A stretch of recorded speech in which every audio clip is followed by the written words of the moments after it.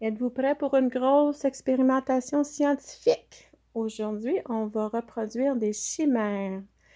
Alors, nous avons deux chimères. Nous avons Remembering Alaska, qui est très, très jolie. Elle n'est pas en fleurs présentement. Et nous avons Bloom Lovers Fairy Tales, qui est en fleurs. Alors, on va faire la reproduction de deux façons. Cette plante ici, on va enlever la tête pour reproduire les bébés par la tête. Et celle-ci, on va traiter les tiges fleurales pour essayer de faire créer des bébés sur les tiges. Les plantes sont présentement dans des petits pots. Alors, pour les aider, je vais les empoter dans des plus grands pots parce que quand on crée des chimères, la plante mère va devenir beaucoup plus grande. Ça va l'aider d'avoir du support dans le sol. Alors, je rempote les plantes et je reviens tout de suite. Je devrais mentionner que oui, je vais rempoter les plantes, sauf que je ne dérangerai pas les racines du tout parce que je vais faire une grosse chirurgie qui va lui donner beaucoup de misère. Ben, pas beaucoup de misère, mais ça va être, va falloir qu'elle deal avec ça. Je ne veux pas aussi déranger les racines en même temps. C'est comme trop. Fait que cette fois-ci, je vais juste sortir les racines et je vais juste mettre dans un plus gros pot avec de la terre autour. C'est tout, je dérange absolument rien. Je suis de retour, les plantes ont été rempotées, les racines n'ont pas été dérangées. Ils sont en train de boire de l'eau parce qu'à cette étape-ci, on ne veut pas qu'il manque d'eau du tout parce qu'elle, elle va recevoir une grande chirurgie. Alors, on ne veut pas qu'il y ait plus de stress pour rien. Je voudrais ajouter que pour ceux qui ne savent pas c'est quoi une chimère, j'ai déjà une vidéo de fait et je vais mettre le lien de cette vidéo ci-dessous dans la description. Et nous sommes prêts à commencer. On va commencer avec Remembering Alaska et je vais faire de mon mieux pour tout vous montrer comme il faut. Ce qu'on va commencer par faire, c'est retirer le centre de la plante. Vous pouvez le découper avec des ciseaux, pas des ciseaux, mais un couteau ou quoi que ce soit. Moi, je vais simplement le pincer avec mes ongles et voilà, je vais le retirer. Le petit centre que j'ai retiré, c'est une chimère. Alors, je pourrais la replanter et puis elle devrait en principe donner la bonne couleur de fleurs. Sauf que moi, là, je l'ai enlevée trop petite et elle s'est tout défait. Alors, je ne pourrais pas la replanter, mais c'est pas grave, j'en ai d'autres. Ensuite, je vais commencer à enlever le plus de boutures possible au centre pour créer le plus de dommages que je peux au centre. Et voilà, alors une par une, on les enlève. J'espère que vous voyez bien pour créer le dommage. Je vais créer un gros trou au centre de la plante. En passant, ceci n'est pas une technique seulement pour les chimères, c'est une technique pour les violettes africaines. N'importe quelle plante violette africaine qui reçoit ce genre de traitement va réagir de la même façon. La violette africaine pousse du centre. C'est sa façon de vivre. Les feuilles naissent au centre et grandissent et deviennent vieilles et sont toujours régénérées par des nouvelles feuilles. Lorsqu'on lui enlève son centre, elle tombe en mode panique et de survie parce qu'elle doit continuer. Elle sait que pour survivre, elle doit continuer à sortir des nouvelles feuilles, mais je lui ai tout enlevé ces endroits pour le faire. Donc, elle va tomber dans un mode de trouver un autre endroit où elle peut faire des nouvelles pousses. C'est pour ça qu'il peut en sortir plusieurs ensuite. J'ai maintenant terminé d'enlever les feuilles et il me reste un beau petit moton au centre. Alors, je vais le retirer et en le retirant, je vais en même temps exposer beaucoup de cellules reproductives. Je vais exposer autant de tissu que possible parce que je veux qu'elle me donne le plus de bébés possible.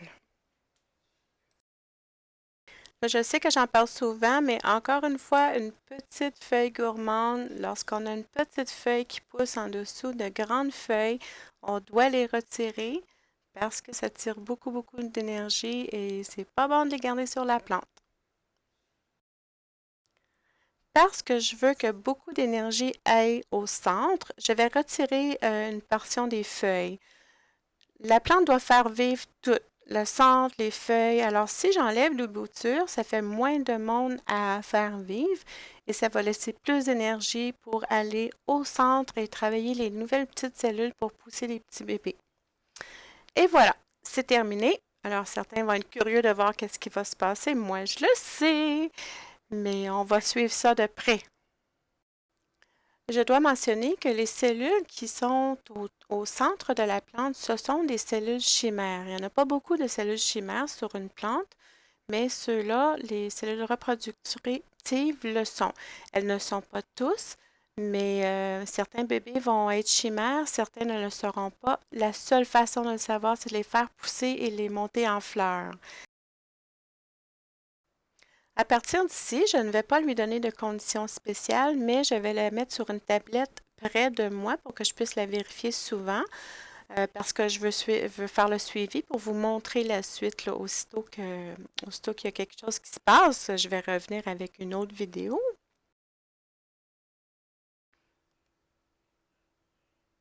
Et nous allons maintenant travailler avec la chimère qui est en fleurs, avec les tiges fleurales. Pour celle-ci, nous allons avoir besoin d'un petit produit qui s'appelle Keiki Grow. Je ne peux pas vraiment vous dire où vous procurez le produit. Ça fait plus que 10 ans que je l'ai. Je me souviens vraiment pas, je l'ai acheté. Et je ne suis pas certaine s'il est encore bon parce que quand je l'ai ouvert, ça fait très longtemps que je ne m'en suis pas servi et la petite pâte était toute jaune.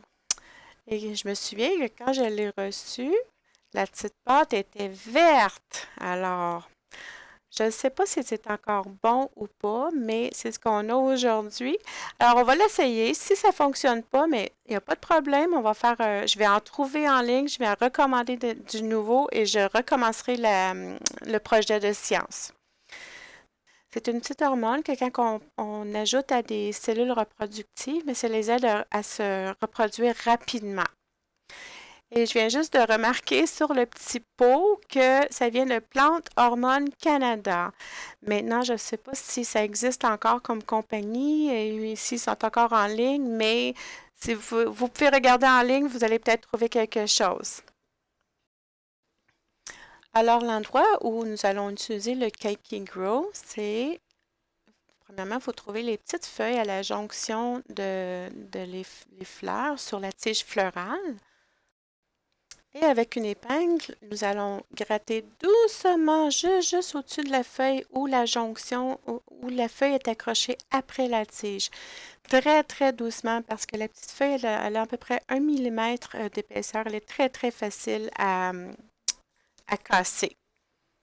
L'action de gratter avec l'épingle va créer une petite blessure, on ne veut pas une grosse, mais petite blessure de rien. Ça va découvrir la chair et ensuite, on va rajouter un petit peu de keiki, une très petite quantité sur la blessure. Il y a juste un petit peu de keiki dessus et je vais doucement passer la petite pâte. Je ne vais pas en mettre beaucoup, juste un petit peu. Et je vais faire la même chose de l'autre côté. Et là, je ne vois pas bien. C'est pas facile avec la caméra. Celui-là est pas... Je suis vraiment pas confortable. Je vais la faire hors caméra. Je vais en trouver une autre plus simple, plus facile à voir. On va faire... Ah, celle-là est belle. Elle est grande. Elle est grosse. On va pouvoir bien voir. Alors, je vais faire la même chose avec le bout de l'épingle. Je vais gratter doucement. Et quand je dis doucement, c'est très doucement parce qu'il n'y en a vraiment pas épais.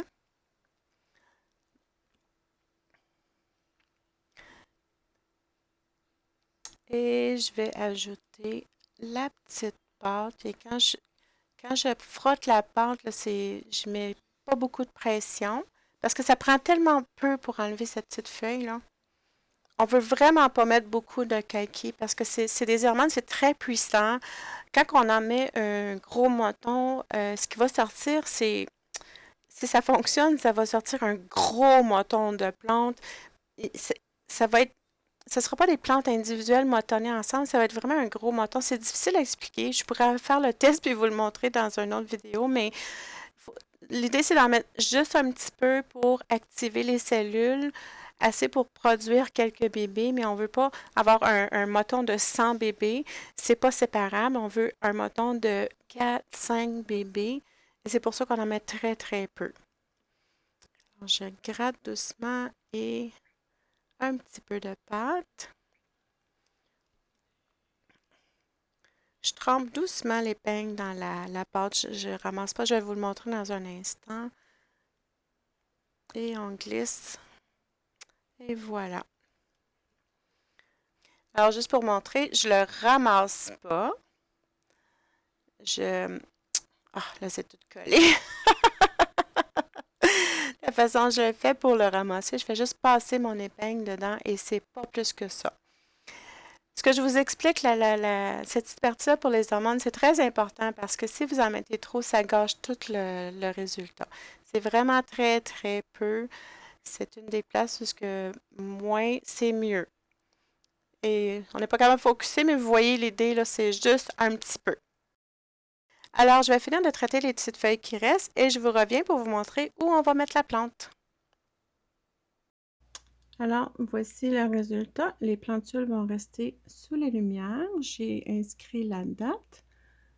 C'est une tablette qui est très près de moi parce que si je vais les mettre au sous-sol avec les autres chimères, je vais les perdre dans la jungle. Alors, on va garder ça proche. J'ai laissé les fleurs sur la chimère qui est en fleurs parce que je ne veux pas que rien meure prématurément. Je vais tout laisser les choses aller naturellement. Et si vous voulez voir la suite, il va y avoir une deuxième partie à cette vidéo-là. Je ne peux pas vous dire exactement quand, mais je vais voir quand il y aura du changement, je vais arriver avec la deuxième vidéo. J'espère que vous avez aimé voir comment on peut reproduire des chimères. Si vous avez des questions sur qu'est-ce qu'on a fait aujourd'hui, posez-les dans les commentaires ci-dessous. Si vous avez des questions sur qu'est-ce qui va se passer dans le futur, il faudra attendre la partie 2. Si vous voulez savoir si la deuxième partie est sortie, allez voir ici dans la description ci-dessous. Si vous voyez un lien pour aller à la partie 2, cliquez dessus. Sinon, s'il n'y a pas de lien, c'est parce que la vidéo n'a pas été créée encore. Alors, merci d'avoir écouté et je vous souhaite tous une merveilleuse journée.